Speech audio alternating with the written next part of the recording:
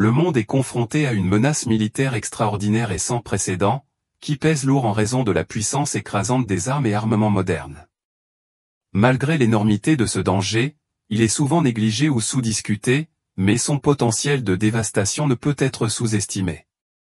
Ce week-end, une vague inquiétante de conditions météorologiques extrêmes aux températures glaciales de l'Arctique et tempêtes hivernales dangereuses déferlent sur une grande partie des États-Unis, avec plus de 6 millions d'Américains actuellement sous alerte météo. Pendant ce temps, les pays voisins de la Syrie, notamment le Liban, la Jordanie et l'Iran, restent en état d'alerte, se préparant à de nouveaux troubles. Serait-ce le signe de quelque chose de bien plus grand, voire biblique? Alors que la terre tremble sous nos pieds, que les tempêtes font rage et que les guerres se propagent comme une traînée de poudre, la structure même de notre monde semble s'effondrer. Les catastrophes naturelles ravagent des villes entières, les tensions politiques atteignent des niveaux critiques et le monde semble au bord de l'effondrement. Partout où vous vous tournez, les signes inquiétants de l'apocalypse deviennent de plus en plus impossibles à ignorer. Pendant des siècles, la Bible a prévenu l'humanité d'une époque où la terre serait consumée par des épreuves inimaginables, où les guerres, la famine, la maladie et la mort balayeraient sans pitié le globe. Les 4 cavaliers de l'Apocalypse, chacun symbole de ces terribles calamités, se rapprochent de plus en plus, leur chemin destructeur marqué par le chaos et la souffrance.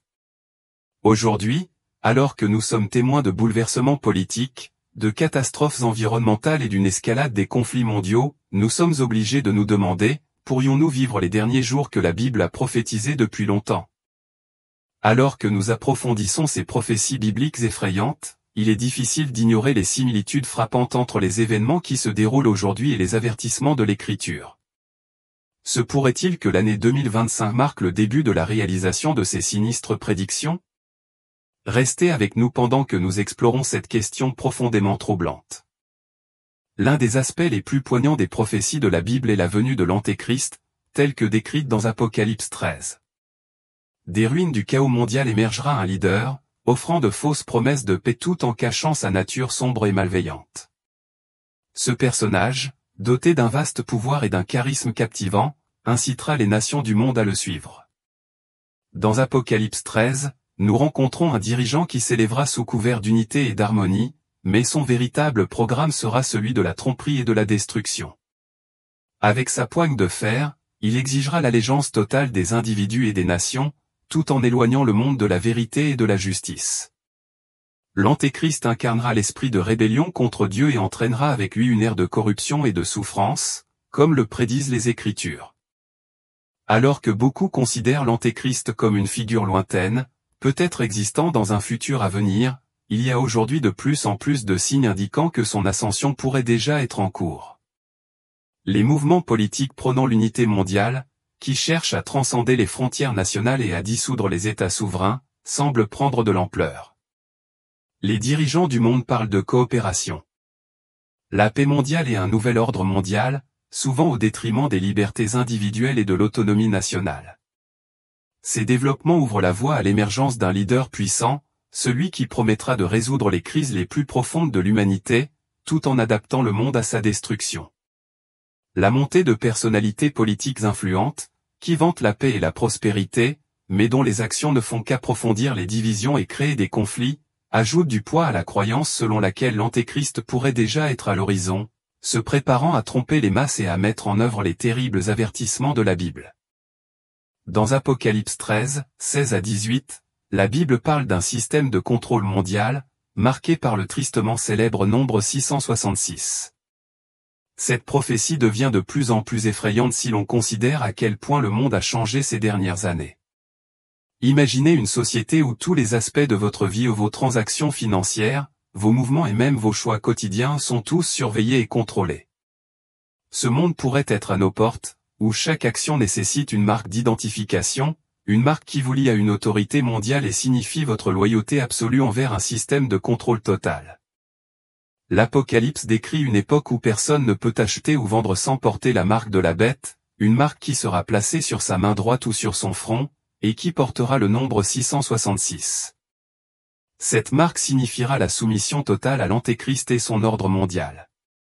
Aujourd'hui, nous constatons que la technologie évolue à un rythme rapide et que de nombreux éléments constitutifs d'un tel système sont déjà en place. Les monnaies numériques gagnent du terrain et certains appellent même à éliminer complètement les espèces physiques. Les technologies biométriques, notamment la reconnaissance faciale et la numérisation des empreintes digitales, sont devenues monnaie courante. Parallèlement, le développement de micropuces implantables, capables de stocker des données personnelles et financières, est déjà en cours. Bien que ces innovations soient souvent présentées comme des avancées pratiques, elles recèlent le potentiel d'une société de surveillance dans laquelle la vie privée n'existe plus. Les gouvernements et les entreprises utilisent de plus en plus la technologie pour surveiller les actions des individus. Des systèmes de crédit social sont mis en œuvre dans certaines régions, et la pression en faveur d'une identification numérique universelle prend de l'ampleur dans le monde entier.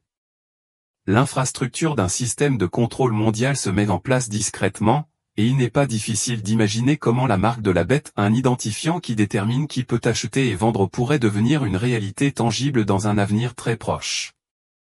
Cette prophétie biblique n'est pas simplement un avertissement religieux, c'est le reflet du monde que nous sommes sur le point de créer, un monde où une entité toute-puissante contrôle qui a accès aux ressources, et où la loyauté envers cette entité devient une question de survie.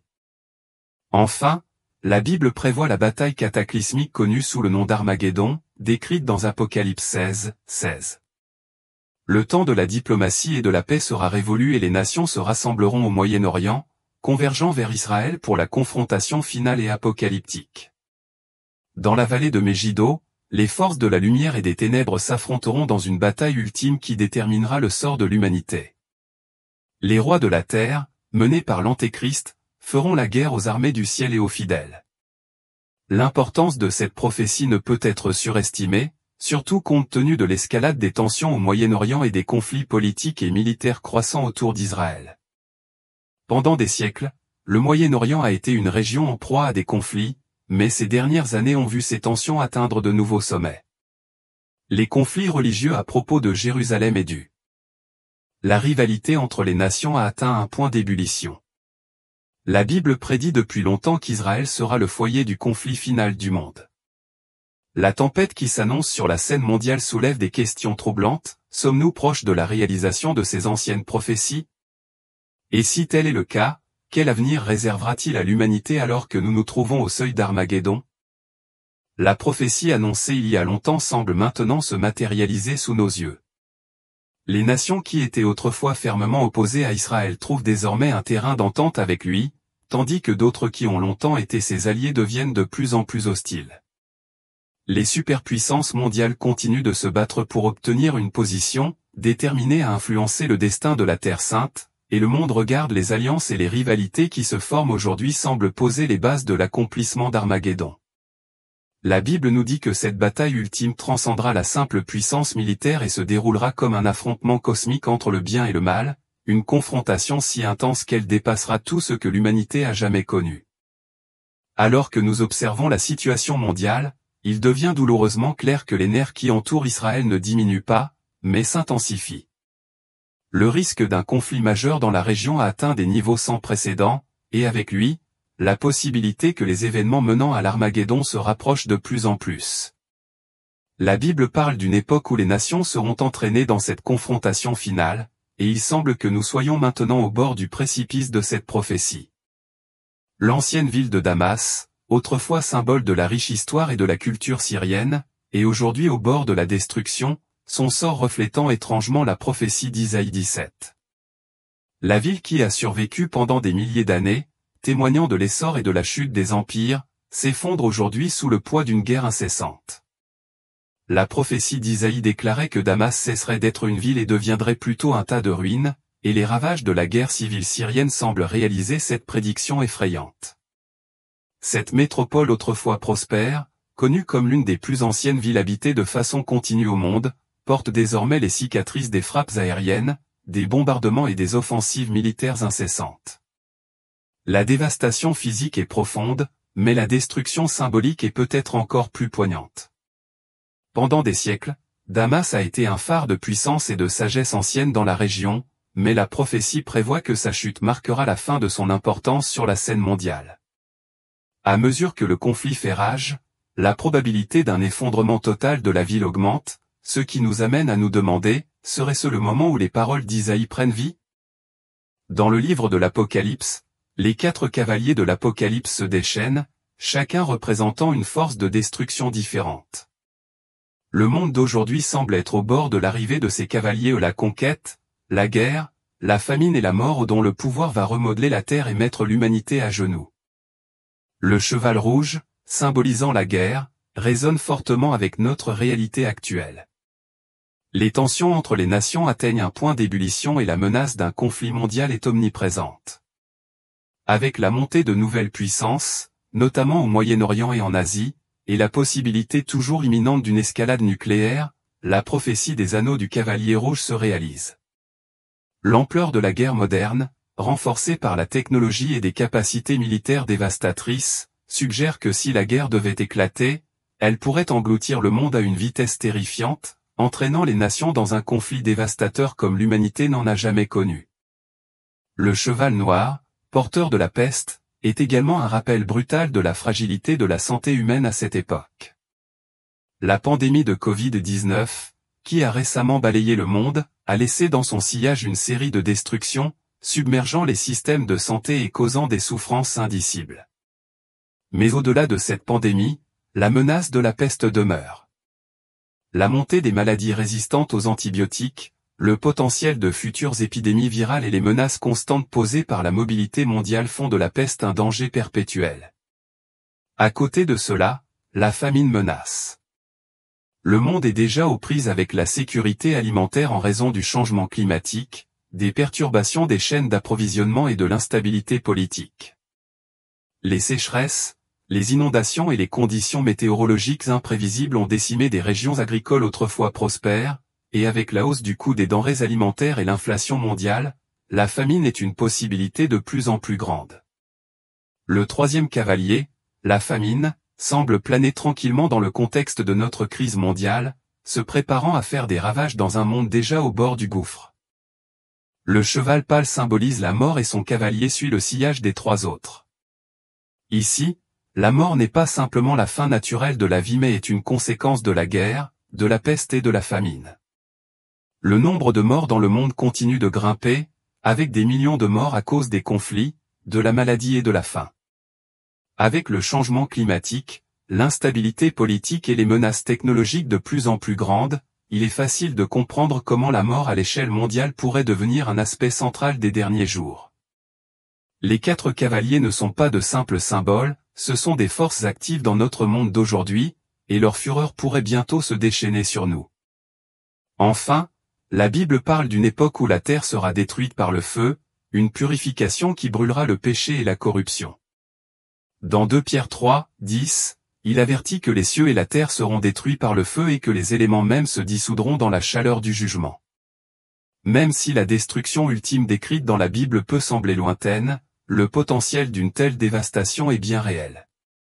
La menace d'une guerre nucléaire, avec ses conséquences catastrophiques, se profile, d'autant plus que les tensions entre puissances nucléaires atteignent de nouveaux sommets.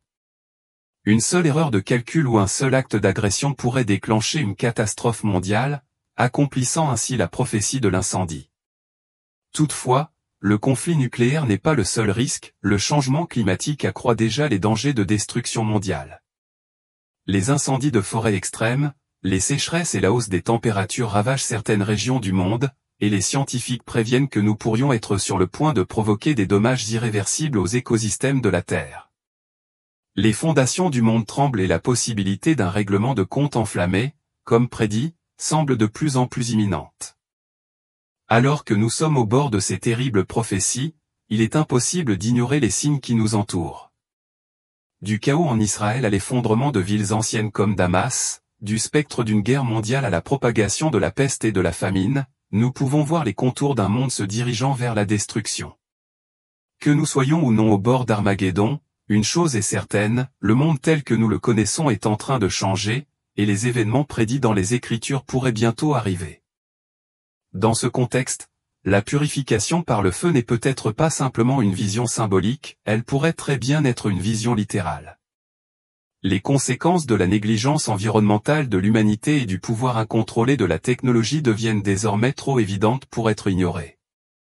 Alors que nous observons la chute de la Babylone moderne, telle que décrite dans Apocalypse 18, nous assistons à l'effondrement d'une grande ville, qui représente l'excès, la décadence morale et les forces destructrices de l'avidité.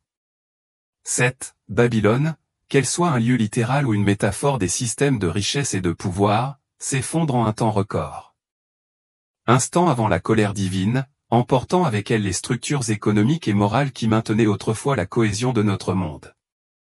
Apocalypse 18 dresse un tableau saisissant de cette chute, avec les marchands qui prospéraient autrefois dans le luxe et pleuraient la destruction brutale de leur empire. Babylone symbolise plus qu'une simple ville physique, il représente un système mondial construit sur l'exploitation des pauvres, le culte de la richesse et une indulgence aveugle pour le matérialisme. C'est un avertissement contre les dangers du luxe excessif et de la corruption morale, un lieu qui promet sécurité et abondance mais qui est en fin de compte une maison construite sur du sable mouvant. Si l'on regarde le monde d'aujourd'hui, les parallèles sont indubitables. Le monde moderne a en effet construit sa propre version de Babylone, un système financier mondial qui place souvent les profits avant le bien-être des individus, une culture qui favorise le consumérisme et vénère la richesse au détriment de la dignité humaine. Alors que nous assistons à l'élargissement du fossé entre les riches et les pauvres et à une culture tolérant de plus en plus l'immoralité au nom du progrès, il est difficile de ne pas voir à quel point notre société reflète la représentation biblique de Babylone. Apocalypse 18 parle d'un effondrement soudain et irréversible, un moment où les marchands qui ont récolté les bénéfices des excès de Babylone seront désespérés alors que tout ce qu'ils ont connu s'effondrera. Que cela signifie un effondrement littéral des systèmes financiers ou l'effondrement symbolique des valeurs culturelles modernes, une chose est claire, nos systèmes mondiaux de richesse et de pouvoir sont d'une fragilité précaire.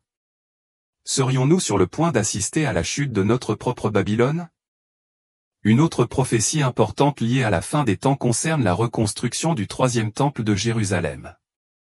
Le monde entier regarde les grues de construction s'élever au-dessus de la ville antique, où se trouvait autrefois le grand temple de Salomon. Le mont du temple devient à nouveau l'épicentre d'intenses tensions religieuses et politiques, et la possibilité de reconstruire le troisième temple devient de plus en plus imminente. Dans la prophétie biblique, la reconstruction du troisième temple de Jérusalem est un événement monumental. Ce temple n'est pas simplement une structure, il revêt une profonde signification spirituelle pour le peuple juif, car il représente la demeure même de Dieu sur terre. Dans Matthieu 24, 15, Jésus fait référence à « l'abomination de la désolation qui se tient dans le lieu saint », un événement prophétique qui se produira dans le temple au cours des derniers jours. Depuis la destruction du temple en 70 après JC, le peuple juif attend depuis longtemps sa restauration. Ces dernières années, les discussions sur la reconstruction du temple ont pris de l'ampleur, les groupes religieux et les dirigeants politiques israéliens se concentrant de plus en plus sur cette tâche. Certains considèrent même la reconstruction comme une étape cruciale vers le retour du Messie. Cependant, le mont du Temple est un site très controversé, abritant actuellement le dôme du Rocher et la mosquée Al-Aqsa, deux des lieux les plus sacrés de l'islam. Toute tentative de reconstruction du Temple provoquerait inévitablement un immense conflit, risquant l'éruption d'une violence inimaginable. La lutte pour cet espace sacré pourrait être le signe que les derniers préparatifs pour les derniers temps sont déjà en cours. Si le troisième temple est effectivement reconstruit, il accomplira une prophétie biblique majeure, signalant l'approche des derniers jours et l'accomplissement du plan de Dieu pour son peuple. Alors que les tensions continuent de s'intensifier dans la région, la question demeure, sommes-nous sur le point de voir le temple renaître des cendres de l'histoire ? L'une des prophéties les plus impressionnantes de la Bible concerne le retour de Jésus-Christ. Dans Matthieu 24, 30, Jésus promet à ses disciples qu'au moment fixé, le signe du Le Fils de l'homme apparaîtra dans le ciel et toutes les nations de la terre seront en deuil. Ils verront le Fils de l'homme venir sur les nuées du ciel avec puissance et une grande gloire. Le retour du Christ est l'accomplissement ultime des promesses de Dieu à son peuple, marquant le jugement final et l'établissement de son royaume éternel. Pour les chrétiens, le retour du Christ n'est pas seulement un espoir lointain mais l'ancre qui soutient les croyants à travers les épreuves et les tribulations. Les signes dont Jésus a parlé, la montée des faux prophètes, l'augmentation de la méchanceté, les guerres et les catastrophes naturelles sont déjà visibles dans le monde d'aujourd'hui. Alors que le monde devient de plus en plus chaotique, la seconde venue du Christ passe d'un événement lointain à une possibilité très réelle. Le retour de Jésus représente l'espoir ultime pour les chrétiens, le moment où la justice sera rendue, où la souffrance cessera et où tout sera rétabli. En regardant les signes qui se manifestent dans le monde d'aujourd'hui, il devient évident que les prophéties de la Bible ne sont pas de simples prédictions anciennes mais des avertissements, des promesses et des réalités qui attendent de se dévoiler. Les 10 prophéties que nous avons explorées telles que la montée de l'Antéchrist, la marque de la bête, Armageddon, la destruction de Damas et la venue du Christ indiquent toute une époque qui pourrait être plus proche que nous ne le pensons. Le monde évolue rapidement et les prédictions de la Bible sur la fin des temps commencent à ressembler moins à une allégorie qu'à une feuille de route. Nous ne connaissons peut-être pas l'heure exacte du retour du Christ, mais les signes sont indéniablement clairs. Sommes-nous prêts pour ce qui s'en vient ? La Bible nous exhorte à rester vigilants, à préparer nos cœurs et à vivre avec un sentiment d'urgence, sachant que le retour du Christ pourrait survenir à tout moment. À l'approche de 2025, le monde continuera sans aucun doute à évoluer, et le décor de ces prophéties est peut-être déjà planté. La question que nous devons nous poser est la suivante, sommes-nous spirituellement préparés pour l'avenir qui nous attend ? Si ce message vous parle, pensez à le partager avec d'autres, à aimer le contenu et à vous abonner pour des discussions plus approfondies. Ensemble, restons vigilants, préparés et pleins d'espoir en attendant la réalisation de ces profondes prophéties.